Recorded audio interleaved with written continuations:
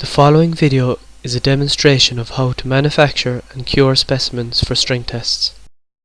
Use the spanner to open the nuts and bolts. Clean the mold thoroughly using the wire brush and scraper.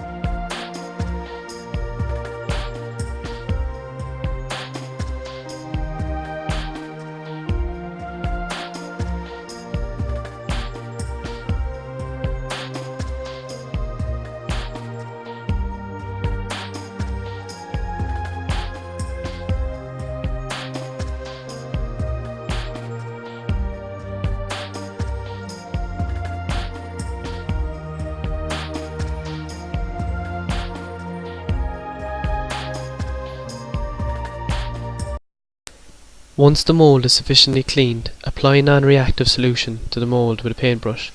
This will ensure that the specimen can be removed from the mold after with ease.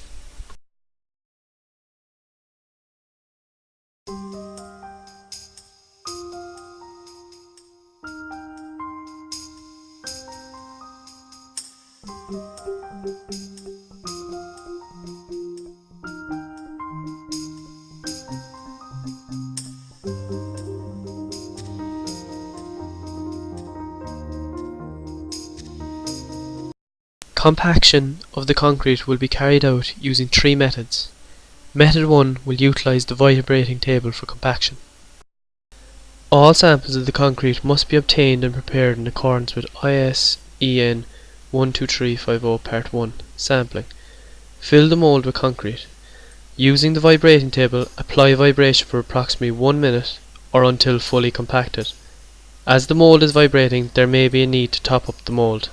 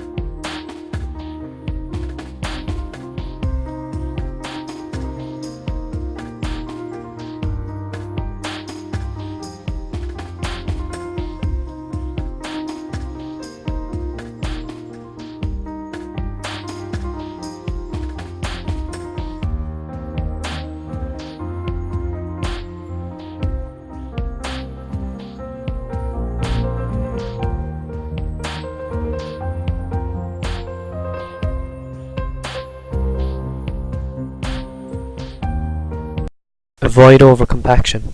Once fully compacted, the surface of the specimen must be levelled and finished. Use a float to level the surface. Use a steel trowel to finish the surface with a sawing and rolling motion.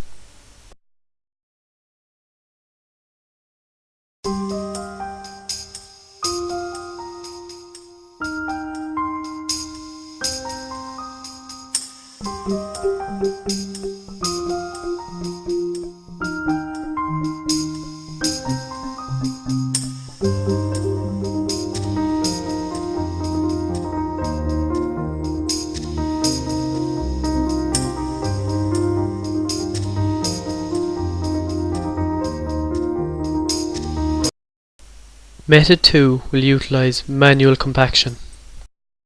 Fill the mould in 2 or more equal layers. Use the standard rod to compact.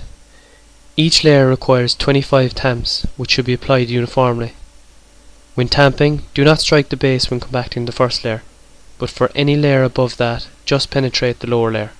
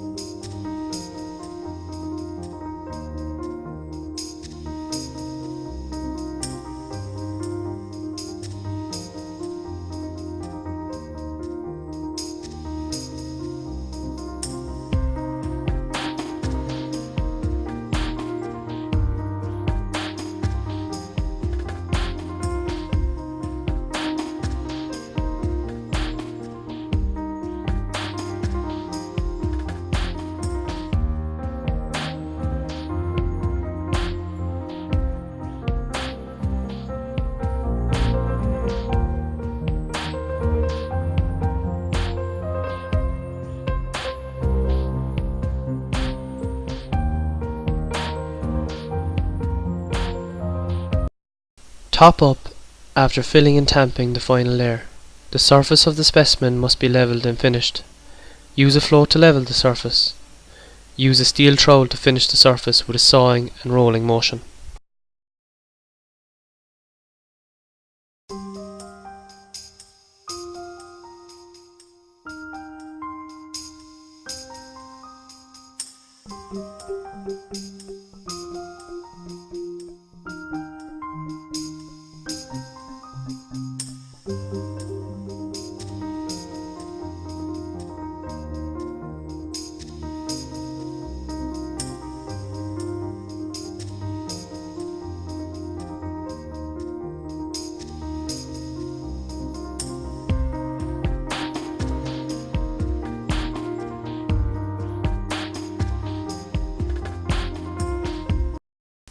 Method 3 will utilise the internal vibrator for compaction. Fill the mould with concrete. Using the manual vibrator, apply vibration for approximately 1 minute or until fully compacted. As the mould is vibrating, there may be a need to top up the mould.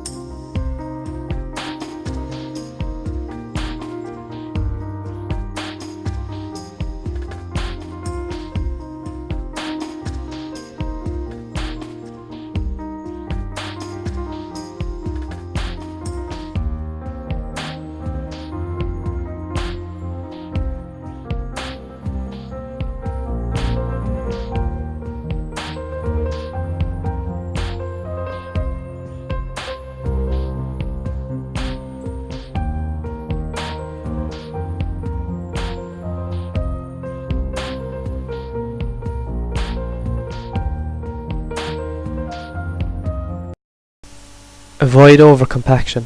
As the mould is vibrating, there may be a need to top up the mould. Once fully compacted, the surface of the specimen must be levelled and finished. Use a float to level the surface. Use a steel trowel to finish the surface with a sawing and rolling motion.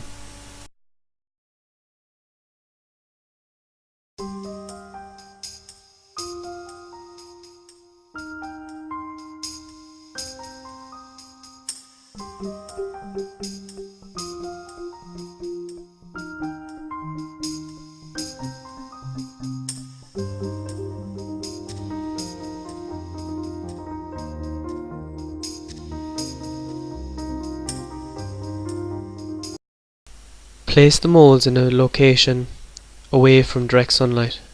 Protect against shock, vibration and dehydration at a temperature of 20 plus or minus 5 degrees Celsius. Leave the test specimen in the mould for at least 16 hours but no longer than 3 days.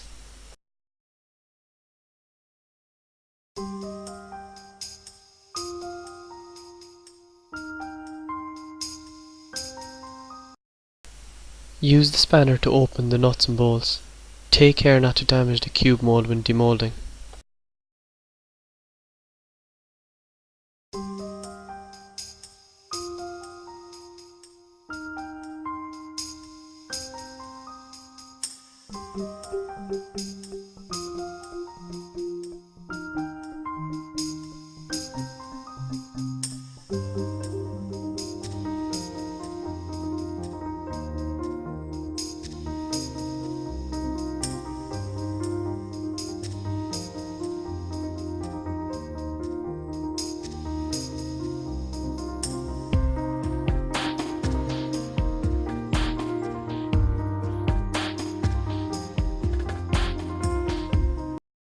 The test specimen should be marked clearly and indelibly without damaging the specimen. Records should be kept to ensure traceability of the specimen from sampling to testing.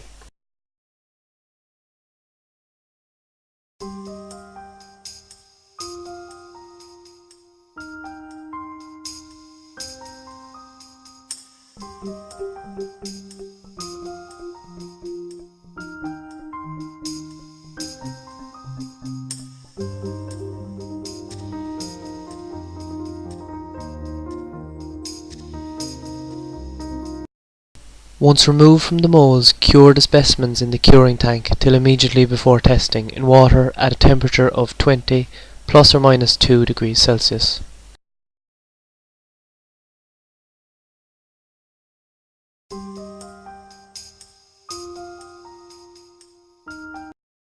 Finally, the test report, which must be documented, must include identification of sample, date and time of sampling, method of compaction, number of strokes if necessary, details of storage, duration and conditions prior to demoulding, method of curing after demoulding, any deviation from the standard method of making and curing the specimens. Declaration by the person technically responsible for the test that it was carried out in accordance with the standard, except if there is any deviation. Documentation which are optional to the test report are sample temperature and condition of the test specimen on receipt for curing.